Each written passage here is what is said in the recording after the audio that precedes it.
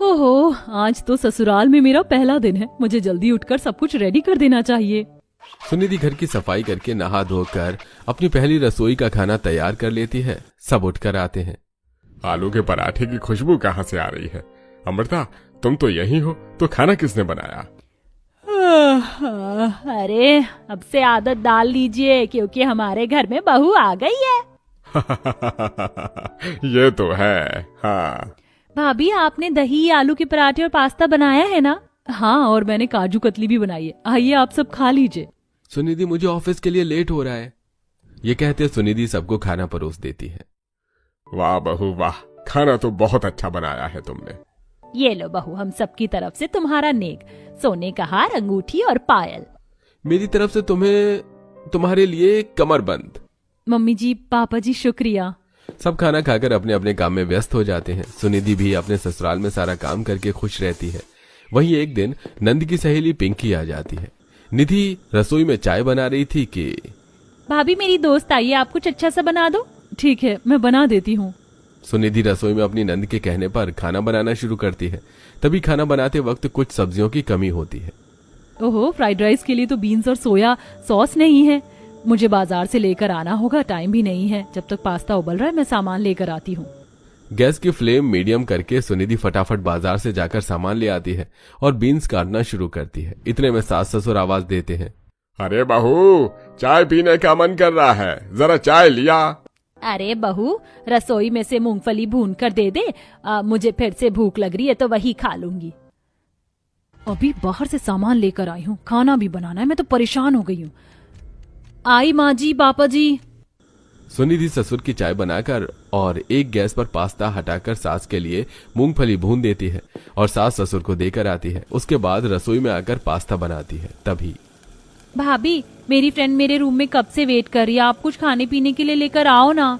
हाँ, बस हो गया है, 5 मिनट बाद तुम लेने आ जाना। प्लीज भाभी, आप ही मेरे रूम में सब कुछ लेकर आ जाना। मैं उनसे बात कर रही हूँ, अकेला नहीं छोड़ सकती उसको। ये कहकर चांदनी अपनी सहेली के पास चली जाती है।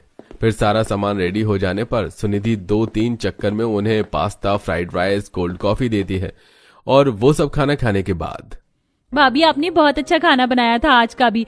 आप ये सारे जूठे बर्तन ले जाओ। ठीक है। घर के काम करने से सुनिधि को एक पल के लिए चैन नहीं मिलता। वो जैसे ही अपने कमरे में जाती है तो उसकी माँ गायत्री का फोन आ जाता है। कैसी है मेरी बच्ची अपने ससुराल में? खुश तो है? माँ, मैं खुश तो बहुत हूँ, लेकिन फिलहाल मेरा दिमाग बहुत गर्म है। नंद की फ्रेंड आई है, इस वजह से मुझे रूम में खाना परोसना पड़ रहा था। और फिर कहती है कि भाभी, यहाँ से जूठे बर्तन ले जाओ, मुझे फोटो खींचनी है। ये नहीं कि खुद एक बार भी उठ जाए। मैं भी तो उसका काम कर रही हूँ ना। सब्जी खत्म हो गई थी, बाहर बाजार से लेकर आई। उसके बीच माँ जी, पापा जी आवाज लगा रहे हैं अपना काम करवाने के लिए। उनको भी उनके कमरे में सेवा पानी करो। हे भगवान, मेरी फूल सी बच्ची के साथ ये ससुराल वाले क्या कर रहे हैं? सुनिधि तो इनकी बातों में ही क्यों आ रही है? अरे तू मेरी बेटी है, अभी तक तुझे इन सबको अपनी उंगलियों पर नचा लेना था। अगर तू इन सब की ही बातों में फंसी रहेगी तो ये सब तेरे सर पर चढ़कर नाचेंगे, नौकरानी की तरह तुझसे काम करवाएंगे। पर मेरी बेटी, तू रानी है ना, तुझे उस घर पर राज करना है। कुछ ऐसा कर कि प्रॉपर्टी तेरे हाथ में हो। और तू इतना काम क्यों कर रही है? माँ, आप मुझे भड़का रही हो। मेरे ससुराल वाले इतने बुरे भी नहीं है। मेरी पहली रसोई में इन्होंने बहुत अच्छा तोहफा दिया था मुझे, और मैं जरा सी छींक भी मार रही थी तो सासू माँ मुझे काढ़ा बनाकर भी दे रही थी। अरे मेरी भोली बच्ची, मैं तुझे भड़का नहीं रही हूँ, सच्चाई बता रही हूँ। तुझसे प्यार की 2 बात तो इसीलिए करेंगे ही क्योंकि तुझसे काम निकलवाना है, पर तुझे भी जवाब देना सीखना होगा।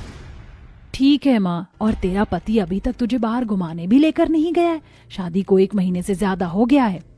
माँ, उनके पास टाइम नहीं है, इतनी सारी मीटिंग्स होती हैं, तो अभी तक हम गए नहीं। अरे बेवकूफ नालायक, यही बात तेरा पति जिंदगी भर बोलेगा और घर में ही बैठी रह जाइयो। अरे उस पर थोड़ा हक जमा, नाराज हो लड़ाई कर और बाहर घूमने जा, अच्छे अच्छे महंगे तोहफे मांग। अमीर है, थोड़ा सा तो लुटा अपने पति को। तेरे ससुराल में जो भी हो रहा है ना, सब कुछ मुझे बता, वरना तू तो गधी की तरह काम करती रहेगी। ठीक है, मैं आपको फोन करके सब कुछ बताऊंगी। बाय माँ।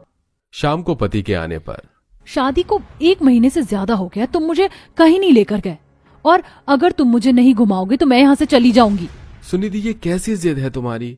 अब तुम मेरी इसे फालतू की जिद ही समझो, देखते जाओ क्या करती हूँ मैं। सुनिधि पति के साथ घर वालों को भी उल्टा जवाब देती है और किसी की नहीं सुनती, न कोई काम करती है। सास को जैसे ही पता चलता है तो अरे बेटा, बहू की शादी हो गई है, ले जाना उसे घुमाने। सही तो कह रही है बेचारी। माँ पर वो, अच्छा आप कह रही हो तो ठीक है, ले आऊंगा। अगले दिन अंकित उसे घुमाने ले जाता है। वहां से आने के बाद सुनिधि के पास फिर उसकी माँ का कॉल आता है और वो फिर उसे और भी ज्यादा भड़काने लग जाती है। जिसके बाद एक दिन, अंकित बेटा, मैं सोच रहा था जो एक प्लॉट है वो मैं चांदनी के नाम कर दूं। हाँ पापा कर दो, शादी तो मैं अपनी बहन की खुद करा दूंगा, पैसे उसी के लिए तो कमा रहा हूँ। माँ ने सही बोला था, यही सही मौका है इस बात का। माफ करना पापा जी, जब अंकित अपने पैसों से अपनी बहन की शादी कर रहे हैं तो उन्हें प्रॉपर्टी की क्या जरूरत है। ये प्लॉट मेरे नाम करवा दीजिए, आखिर मैं भी तो इस घर का हिस्सा हूँ। बहू, हमारे 2 ही बच्चे हैं और हम दोनों को बराबर प्यार करते हैं। प्रॉपर्टी एक के नाम कर देंगे तो क्या हो जाएगा। तो मेरे नाम भी दीजिए ना माँ जी। पापा जी, इसका मतलब तो ये है कि आप लोग मुझे इस घर का हिस्सा ही नहीं समझते। बस करो सुनिधि, कुछ भी बोल रही हो। इतने में सुनिधि अपने कमरे में चली जाती है और अपनी माँ को सारी चुगली कर देती है। अगले दिन उसकी माँ घर में आ जाती है। बहू, कल रात थोड़ा हाजमा ठीक नहीं था तो कुछ सिंपल खाना खाना है तो खिचड़ी बना ले। हाँ बहू, देख रही है ना बेटा, वैसे तेरे सास ससुर रोज बढ़िया खाना बनवाते हैं तुझसे, पर आज मेरे आते ही कैसे सादी रोटी खा रहे हैं। माँ चिंता मत करो। माँ जी, पापा जी, मैं कोई खिचड़ी नहीं बनाने वाली, मैं पूरी कचौरी खीर बनाऊंगी। मेरी माँ आई है घर पर तो कुछ अच्छा ही बनेगा। बहू, हमने ये थोड़ी ना कहा कि तू अपनी माँ के लिए कुछ मत बना, मैंने हमारे लिए बोला। रहने दीजिए पापा जी, मैं आप दोनों की सारी बात समझती हूँ। कोई बात नहीं बेटा, अपने ससुराल वालों को ऐसे नहीं कहते। मैं अपने घर में भी सादी रोटी ही खाती थी, आज भी खा लूंगी तो क्या हो जाएगा। नहीं माँ, तुम बढ़िया खाना खाओगी, और अगर आपको नॉर्मल खाना खाना है तो चांदनी दीदी को कह दो। सुनिधि अपनी माँ के लिए बढ़िया बढ़िया खाना बनाकर उसे खिलाती है और कमरे में खाते वक्त भी गायत्री अपनी बेटी के कान भरना छोड़ती नहीं है।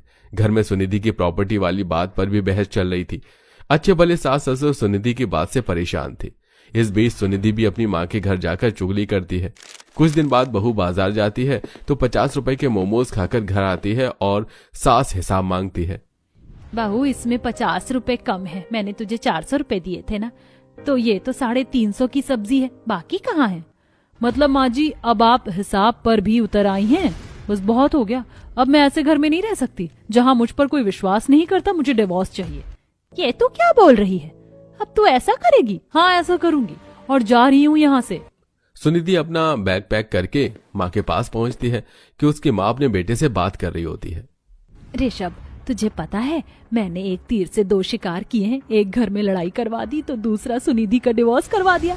जब कोर्ट वोट में सब फाइनल हो जाएगा तो मैं एलिमनी भी मंगवा लूंगी। उसके बाद हम पैसे वाले बन जाएंगे और अपनी बेटी की शादी कहीं और करवा दूंगी। माँ, आपको लगता है कि आपने सही किया है उसका घर तोड़कर? यहाँ सुनिधि को धक्का पहुंचता है और ताली बजाकर वो कहती है, वाह माँ वाह, अरे डायन भी 7 घर छोड़कर वार करती है, आपने तो अपनी बेटी का ही घर तोड़वा दिया।